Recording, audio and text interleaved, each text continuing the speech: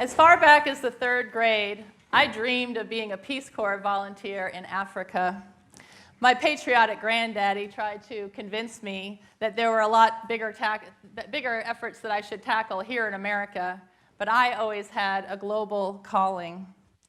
The year after my graduation from Duke, I joined the Peace Corps and worked as a health educator with village health workers in Togo, West Africa. And together we built wells and educated people about clean water. When I first set off for Togo, I was a zealous feminist who thought she was going to empower women.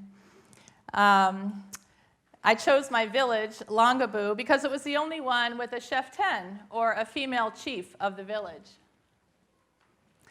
And I had romantic visions of bonding with La Cheftaine, my sister in the struggle, and of working side by side to empower women. As it turned out, the Cheftaine didn't actually want to be a chief, and she wasn't a feminist at all. In fact, she treated women as second-class citizens. And a memorable experience of this for me was when she invited all the village health workers to a recognition and an appreciation luncheon. And so I went with my best friend, Afi, who was the village pharmacist, and we were the only women at the luncheon. Well, when we sat down, they immediately assumed that Afi should be serving the men and myself, even though she was an invited guest. And as you can imagine, I was outraged and indignant, and I insisted that it had to stop, but Afi kept telling me, no, Kat, it's fine. It's fine. It's not a problem. Just don't say anything. And I became so distraught, and I started crying, and I left in tears, and everyone else was just mortified that the American had left, and so they came after me and begged me to come back. And I did come back, and the Cheftaine's women served Afi, and I thought that I'd won the battle for women's rights that day. But as Afi said to me later, actually on my last day in the village, he said, you know, Kat, you came here expecting to have these life-changing experiences, but for me, you just dropped in on my life, and because of our friendship, I've changed, but I'm still going to be living here long after you've gone back to America.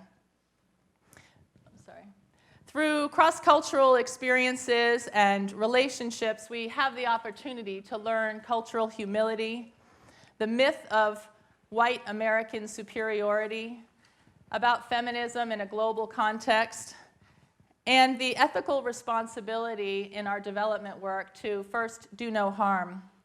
I now understand that you can't empower anyone else, and it's inherently disempowering to think that you can.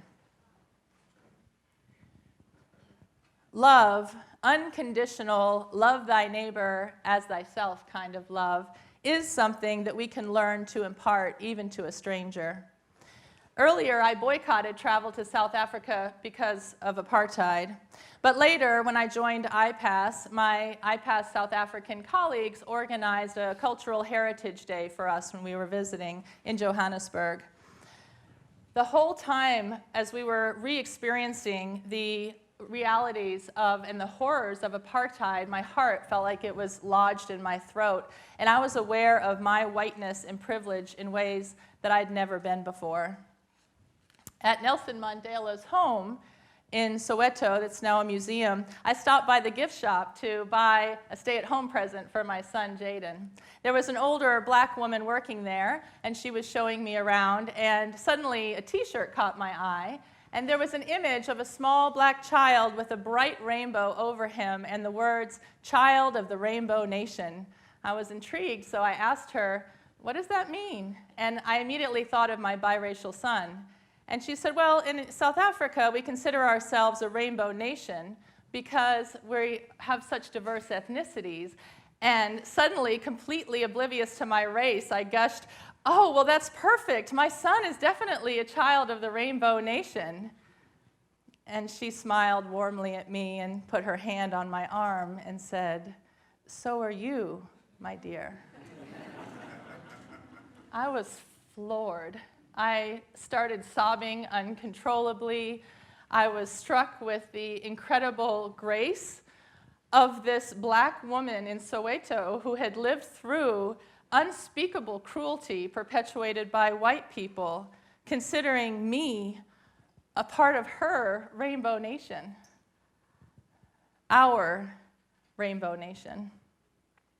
I founded my consulting firm, Global Citizen, on the firm belief that with greater awareness, understanding, sensitivity, and ethical practice, we can develop a global competence and affect social transformation. My aim is for each of us to recognize that no matter where we were born or what our lives are like, that we all are interconnected and we all have a responsibility to each other. My aim is for the word foreigner to lose its meaning. It's up to us to raise the next generation of global citizens and to help them understand their place in the world. It's been really heartening for me to be able to take Jaden on a number of my international travels and to see him connecting with kids in all parts of the world, even when their circumstances are incredibly different. There was a time in Ethiopia where to see his connection with a boy who was selling handmade boats in Lake Tana. And this boy was selling his handcrafted boats for a living, and my son comes from a relatively privileged background. But when the boy put his arm around Jaden and smiled at him, and Jaden smiled back and leaned in, suddenly they weren't strangers anymore. They were friends. And a woman, an older Ethiopian woman who was there, and she witnessed this, she exclaimed, "Hey, Jaden must be Ethiopian." And I said, "No, he's not, but they are brothers."